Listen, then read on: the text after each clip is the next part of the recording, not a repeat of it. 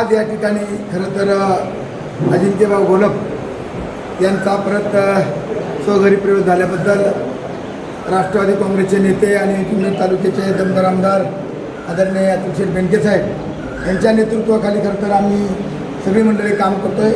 आमचे मित्र अंकुश डांबरे साहेब असतील, अतुल वादळ सगळे मंडळी खरं तर बेनके कुटुंब जर म्हटलं तर अत्यंत प्रेमळ आणि माणसं परत जवळ करण्याचं काम आणि माणसाला वंदाळण्याचं काम खरं तर बेनके कुटुंबाकडून वेळोवेळी होते. आणि त्याबद्दल अजिंक्यभाऊने आज जो हा निर्णय घेतला त्या निर्णयाचा खरं तर सर्व पश्चिम भागाच्या कार्यकर्त्याच्या वतीनं मी त्याचं स्वागत करतो. काय भविष्यकाळाचं विजन काय?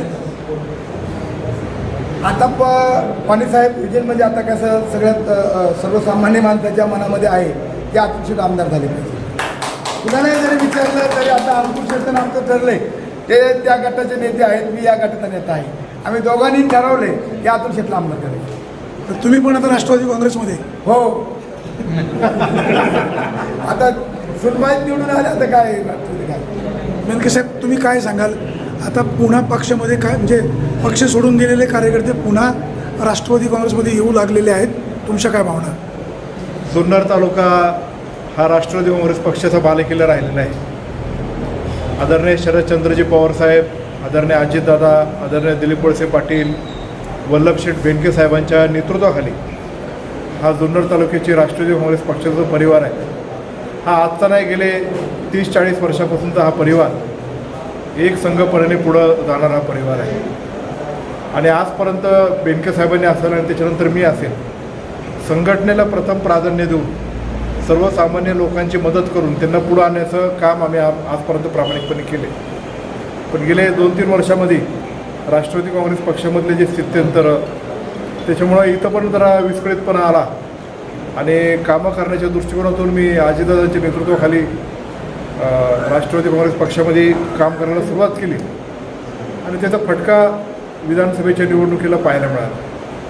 पण त्यानंतर आता राष्ट्रवादी काँग्रेस पक्ष एक संघपणाने पुढे गेले पाहिजे हा विचार प्रत्येक व्यक्तीच्या मनात, जो वल्लभशेठ बेनके साहेबांना आमच्या कुटुंबावर प्रेम करणार आहे अशा प्रत्येक व्यक्तीच्या मनामध्ये तो निर्माण झालेला आहे. आणि ते आम्हाला बोलून पण दाखवतात.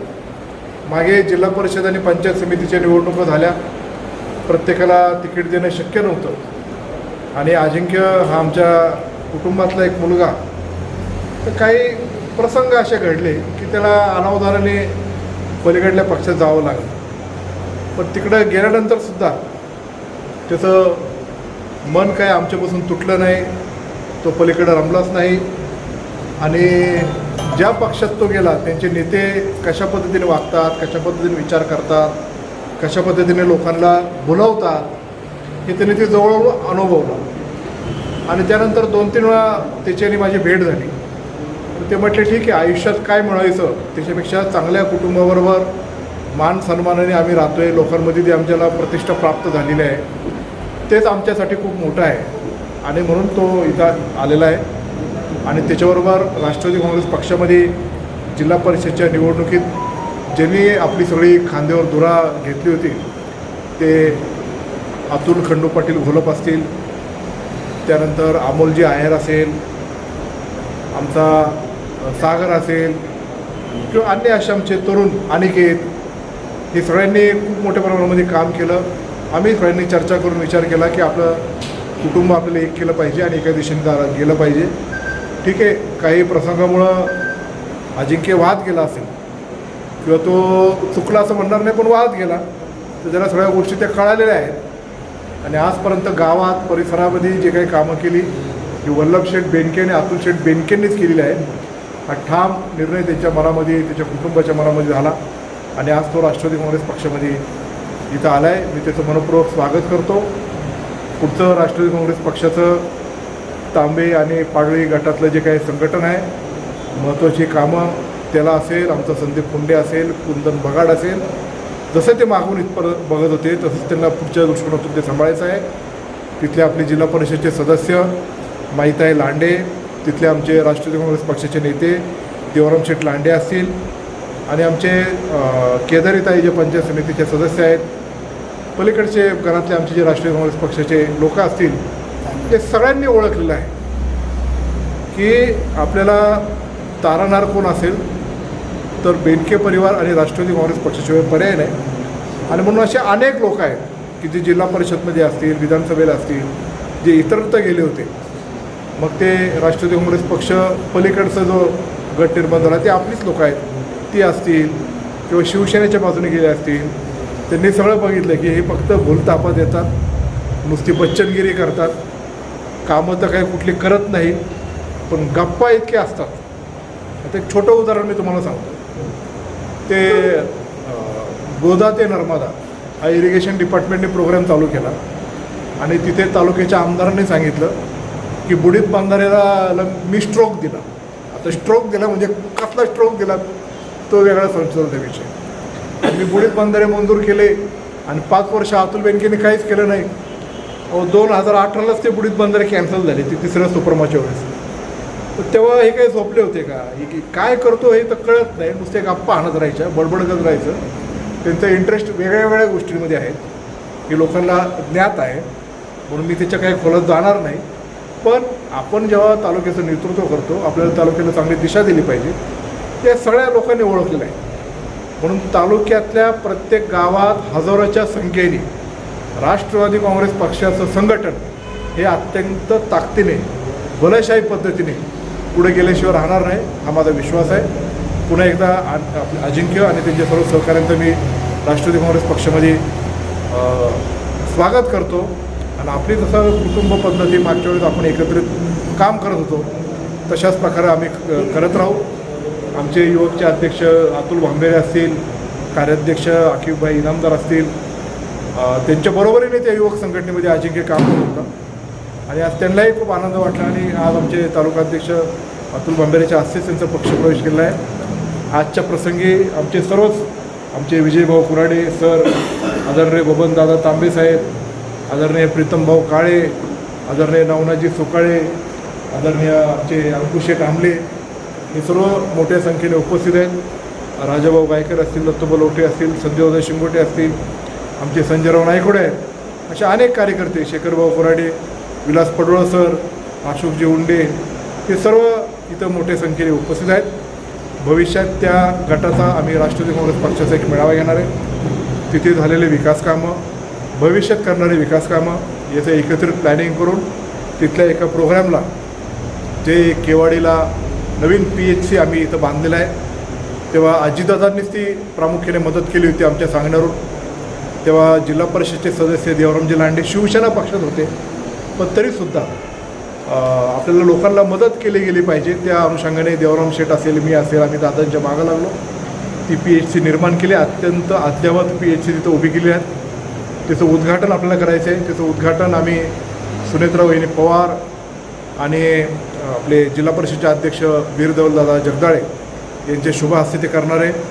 आणि दादांनी आम्हाला त्या परिसरामध्ये म्हणजे थेट जुन्नरपासून आपटळे ते घाडगर ते केवाडी, उंडे खडक, हाडसर, माणिकडो, खामगाव आणि माणिकडो फाट्यापर्यंत जवळपास 500 कोटी रुपयाचा नवीन रस्तासुद्धा दादांनी मंजूर करून ठेवलेला आहे. तो आता नजीकच्या कालावधीमध्ये प्रत्यक्षात येईल. त्याचबरोबर आम्हाला माणिकडोमध्ये जोडणारा पूल आहे, तो 90 कोटीचा पूल आहे. तो मानकेश्वर ते केवाडी किंवा मानकेश्वर ते उंडेकडं त्याचा सर्वे चालू आहे, त्याच्यामध्ये होईल. ह्या सगळ्या गोष्टीसाठी वहिनी इथं येतील आणि त्या दृष्टीने आम्ही एकत्रित सगळे काम करण्याचा ते प्रयत्न करत राहू, एवढंच या निमित्ताने सांगतो. मी पुन्हा एकदा आपल्यामार्फत तालुक्याच्या जनतेला आवाहन करतो की तालुक्यामध्ये अनेक प्रश्न खूप मोठ्या प्रमाणामध्ये आहेत. विशेषतः जो मावळ भागातला माती उपसा आहे, हा काही लोकप्रतिनिधी आणि अधिकाऱ्यांच्या संगनमताने, पोलिसांच्या मदतीने, राजरोस पद्धतीने, एकदम माफिया राज गुंडगर्दी पद्धतीने चालतो आपल्याला पाहायला मिळतो आहे. आणि तो काही जरी सांगितलं तरी दादागिरी करून हम करो सो कायदा अशा पद्धतीने चालू आहे. लोक पार विटलेली आहेत.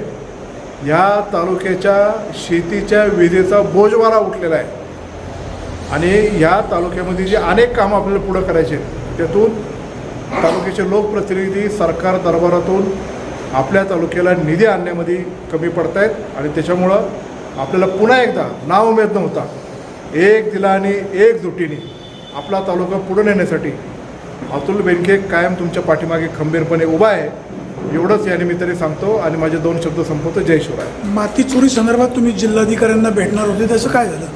मी 2 दिवस मुंबईला होतो, आज मी इकडे आहे. मी परत उद्या मुंबईला असणार आहे. मी बुधवारी किंवा गुरुवारी जिल्हाधिकाऱ्यांची मी आता फोनद्वारे संपर्क झाला आहे गुडी साहेबांची. मी त्यांना भेटून सांगणार आहे. तोपर्यंत सगळे रेकॉर्ड्स आमच्या कार्यकर्त्यांनी तयार केले आहेत की कुठल्या कुठल्या गाड्या कशा कशा फिरतात, कुठल्या कुठल्या अधिकारी कशा पद्धतीने बोलतो, त्याला तक्रार केल्यानंतर तो कशा पद्धतीने रिस्पॉन्ड करतो किंवा तो कशा पद्धतीने लोकांना वाचवण्यासाठी मदत करतात, हे सगळं मी ऑन रेकॉर्ड सगळी हे तक्रार करणार आहे. याच्यामध्ये निश्चित प्रकारे दंडात्मक कारवाईसह गुन्हा दाखल करण्यासह अधिकाऱ्यांना सस्पेन्शनपर्यंत कारवाई होईल, हे निश्चित प्रकारे मी सांगतो.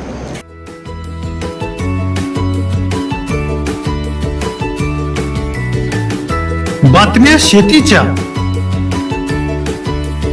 बातम्या मातीच्या, बातम्या अन्यायाच्या, गुन्हेगारीच्या,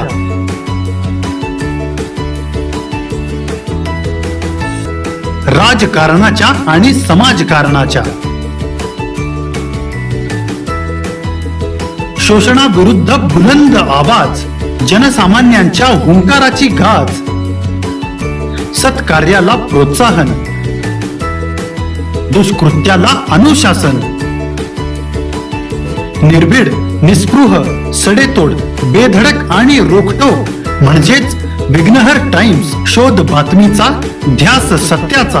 आपलं चॅनल, आपली बातमी. सबस्क्राईब तर कराच, पण बेल आयकॉनवर क्लिक करायलाही विसरू नका.